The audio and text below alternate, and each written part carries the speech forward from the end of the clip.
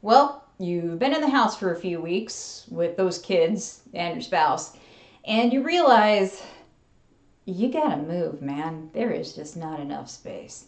So here's the deal. People are still buying and selling. We have found our new normal. The first couple weeks were a little shaky with the new normal, but I feel at this point that escrow, title, lending, realtors, we've all kind of found our place and we found a way to make buying and selling work. So if you're thinking about buying a home, first I want you to look up those interest rates because they are going to blow your mind. Interest rates are amazing. Secondly, we're taking every precaution that we possibly can to keep everyone safe in the process. When you look at homes now in person, if you choose to do that, you sign a form saying you're going to wear gloves, you're going to wear a mask, you're not going to touch anything. We're being really, really safe. Safe for you, safe for the sellers.